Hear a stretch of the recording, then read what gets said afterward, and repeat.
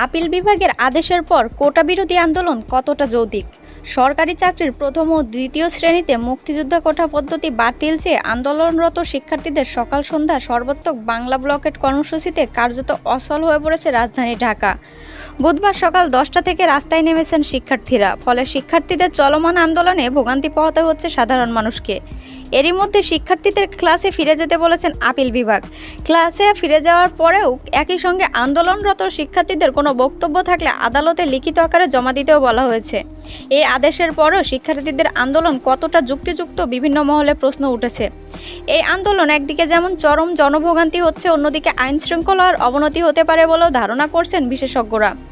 বুধবার 10 জুলাই বিকাল 4টার দিকে অ্যাম্বুলেন্সে রোগী নিয়ে ঢাকা মেডিকেল কলেজ হাসপাতালে যাচ্ছিলেন মীর আব্দুস সবুর। রাজধানীর ফার্মগেট এলাকায় তিনি আন্দোলনকারীদের রোষণলে পড়েন। অনেক আকুতি মিনতির পরে কোনো রকমে ব্যারিকেড থেকে পার পান।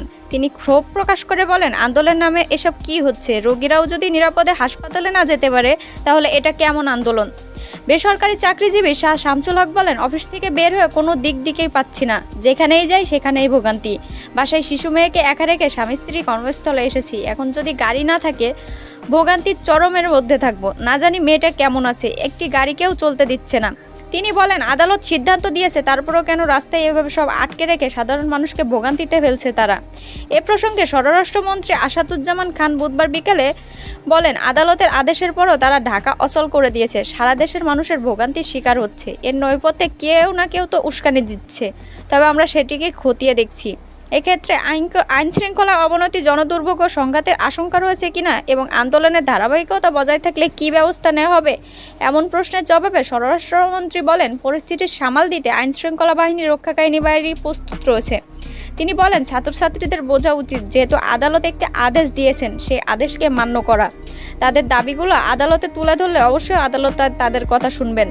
জনদুর্ভোগ বা আইন শৃঙ্খলার অবনতি ঘটিয়ে কখনোই সমাধান আসে না। তিনি আরও বলেন, এর পেছনে কেউ না কেউ তো উস্কানি দিচ্ছে।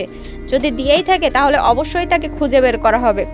আন্দোলন প্রসঙ্গে পুলিশের মহাপরিদর্শক চৌধুরী আব্দুল আল মামুন বলেন, আন্দোলনের নামে কেউ আইন শৃঙ্খলার অবনতি ঘটাক, এটা কাম্য নয়, তবে অবনতি ঘটালে ব্যবস্থা নেওয়া হবে।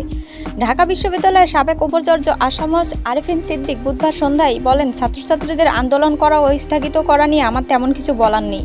কোটা বিরোধী আন্দোলন চলাকালে বুধবার আপিল বিভাগ আগামী 1 মাসের জন্য স্থগিতাদেশ দিয়েছেন। ফলে আগামী 1 মাসে সরকারি চাকরিতে নিয়োগ ও বিজ্ঞপ্তিতে কোথাও কোটার কথা উল্লেখ থাকবে না। ফলে আন্দোলনরত ছাত্রছাত্রীদের যে দাবি সেটি পূরণ হয়েছে, যদিও এটি স্থায়ী সমাধানে আসেনি। গাজীপুর সরকারি মহিলা কলেজের সাবেক অধ্যাপক এম বলেন, দেশের জন্য যুদ্ধ করা মুক্তিযোদ্ধাদের কোটা বহাল রেখে অন্যান্য কোটা বাতিল করা উচিত। ধারাবাহিক আন্দোলন চলাকালে আদালত যে রায় দিয়েছে, সেই রায়ের প্রতিও আন্দোলনকারীদের সম্মান রাখা জরুরি। কারণ আদালত যেহেতু 1 মাসের সময় নিয়েছে, সেটি অবশ্যই আন্দোলনের ফল। এক পর্যায়ে তাদের দাবি মেনেও নিতে হবে। সরকারি চাকরির প্রথম ও দ্বিতীয় শ্রেণীতে মুক্তিযোদ্ধা কোটা পদ্ধতি বাতিলের সিদ্ধান্তে অবৈধ ঘোষণা করে হাইকোর্টের দেওয়া রায়ের ওপর 4 সপ্তাহের জন্য স্থিতাবস্থা জারি করে আপিল বিভাগ। এই সময়ের মধ্যে রাষ্ট্রপক্ষ শিক্ষার্থীদের হাইকোর্টের রায়ের বিরুদ্ধে লিপ্ট আপিল করতে বলেছেন আদালত। এই আদেশের ফলে মুক্তিযোদ্ধা কোটা বাতিল করে 2018 সালে সরকারের জারি করা পরিপত্র বহাল থাকছে বলে জানিয়েছেন আইনজীবী।